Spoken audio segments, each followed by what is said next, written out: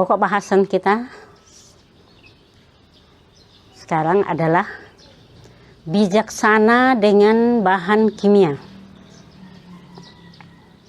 Hidup kita selalu bersentuhan dengan bahan kimia dan banyak yang kita gunakan tanpa sadar bagaimana seharusnya kita manfaatkan.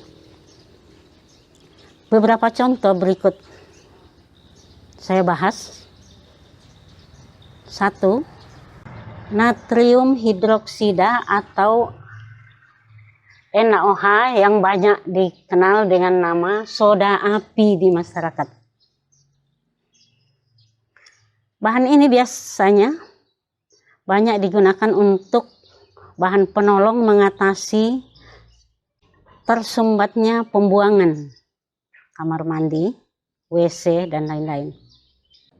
Tanpa diketahui bahwa bahan ini sangat iritasi terhadap kulit, pakaian, dan lain-lain, dan mengeluarkan panas jika kena air.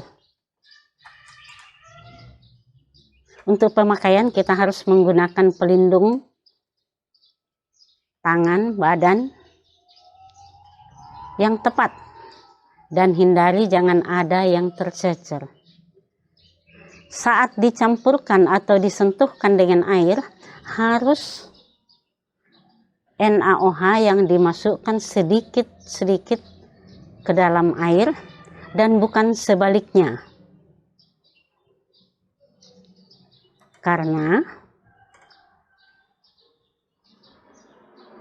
NaOH dengan air akan sangat mengeluarkan panas yang tinggi.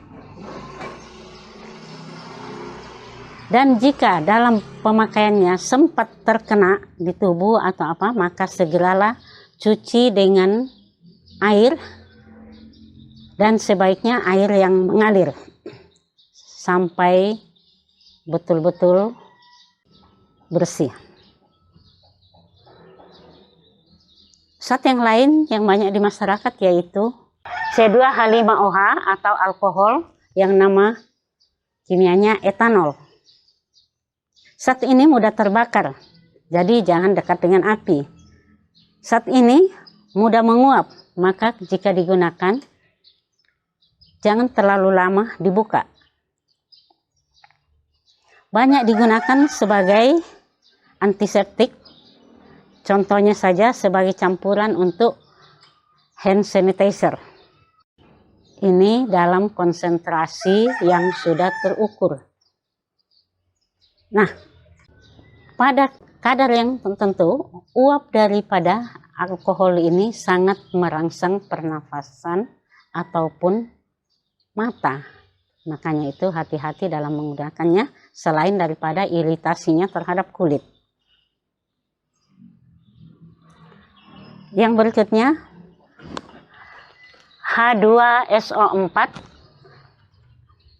atau disebut asam sulfat.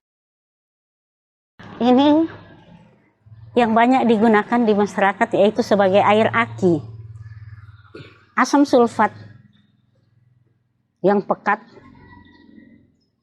sangat berbahaya, sangat korosif, berbahaya untuk kulit, pernapasan, dan sebagainya. Namun, dalam keadaan encer yang digunakan sebagai air aki, pengaruh ini pun tetap ada. Cuman tidak separah kalau yang pekat.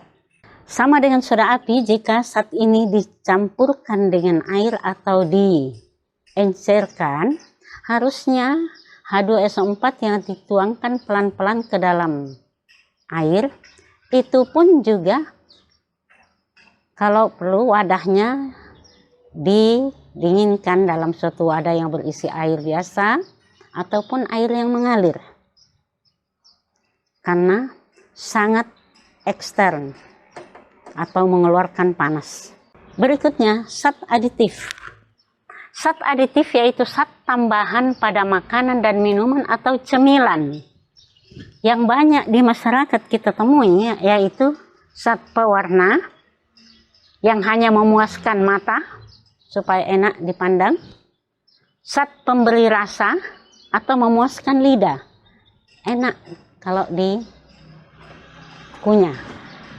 Kemudian zat pengawet ini supaya tahan lama, tetapi barang yang diawetkan pada umumnya jadi keras atau kaku.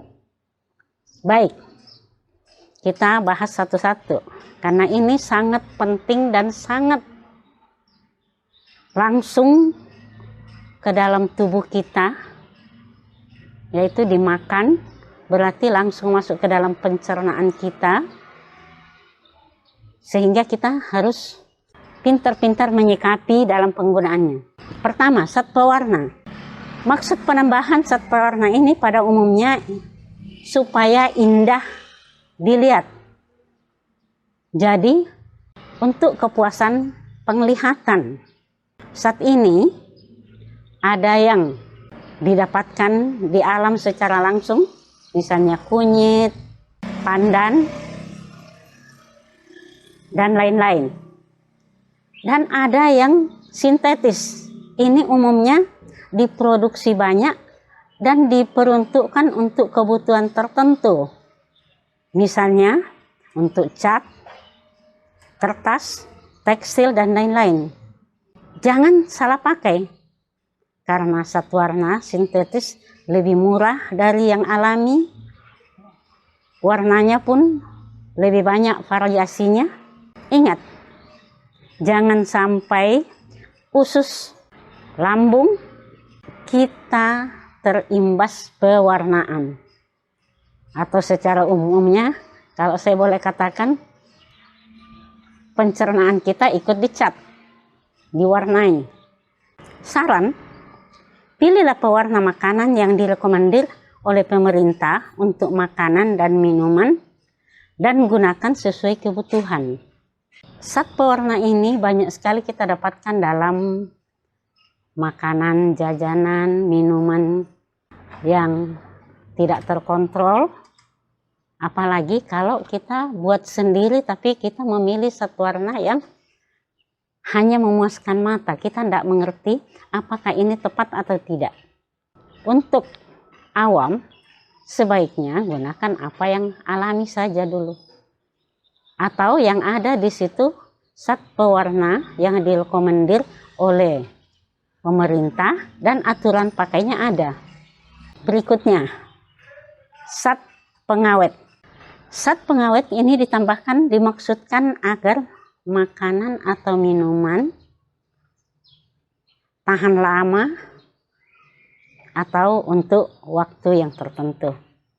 Secara kecil-kecilan dan spesifik kita bisa gunakan garam, gula yang konsentrasinya tinggi.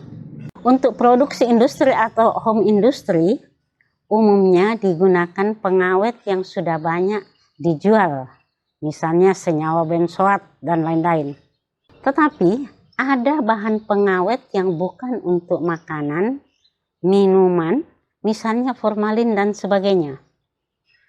Dalam hal ini, gunakanlah pengawet yang sesuai dan kadar penggunaannya ikuti standar yang telah ditetapkan oleh pemerintah.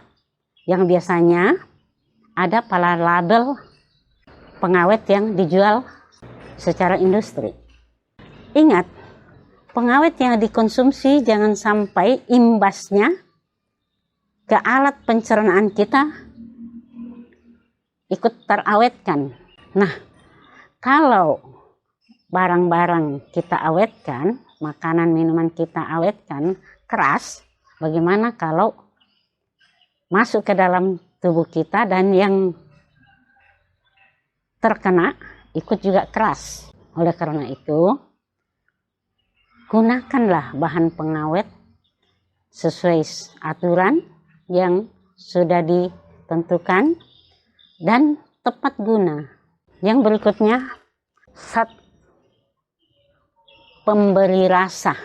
Kita dalam mengkonsumsi makanan sehari-hari, misalnya sayur dan sebagainya, lauk, kita menggunakan garam, gula, rempah-rempah, dan sebagainya. Ini adalah bumbu yang kita gunakan sejak dulu, apalagi yang masih dalam bentuk aslinya. Kini ada pemberi rasa yang sintetis dan harganya murah, mudah didapatkan, misalnya MSG atau monosodium glutamat. Ini banyak sekali mereknya, hanya Vetsin, Masako, dan sebagainya. Pada prinsipnya kandungannya yang memberi rasa adalah monosodium glutamatnya atau natrium glutamat dalam kimianya. Nah, kita lihat zat tambahan ini ada juga selain monosodium glutamat, biasa juga produksi makanan dan minuman yang tidak terkontrol atau buatan sendiri ada menggunakan pemanis buatan. Biasa disebut di masyarakat sari manis dan sebagainya. Sari manis itu sebenarnya kurang mendukung kebutuhan gizi kita, cuma memuaskan lidah. Dan tidak dipungkiri bahwa banyak jajan, makanan, minuman yang zat-zat ini tanpa terkontrol. Ini kurang baik, apalagi anak-anak yang sudah sangat tergantung dengan cemilan-cemilan. Sekalipun itu misalnya zat pemberi rasanya tidak terlalu tinggi, tapi kalau dalam jangka yang lama dia akan tetap juga tertimbun dalam diri kita, dan lidah kita sudah asing dengan makanan selain yang menggunakan pemberi rasa yang tergolong kurang menguntungkan diri kita. Nah, sebagai pesan moral, kami mengatakan bahwa gunakanlah bahan kimia secara tepat. Yang berikutnya, zat-zat yang H2SO4 dalam penggunaannya, limbah-limbah zat tersebut supaya dikelola secara benar agar tidak merusak lingkungan, apalagi dalam jangka panjang, misalnya di sekitar bengkel, di sekitar laboratorium. Nah, zat-zat ini sebaiknya supaya lingkungan kita, tanah, udara, dan sebagainya bisa terhindar dari kerusakan lingkungan yang terus-menerus. Jadi sekali lagi saya katakan, limbah zat kimia NaOH, C2H5OH, H2SO4 supaya dikelola secara benar dengan tidak merusak lingkungan, apalagi dalam jangka yang panjang. Sekian, terima kasih.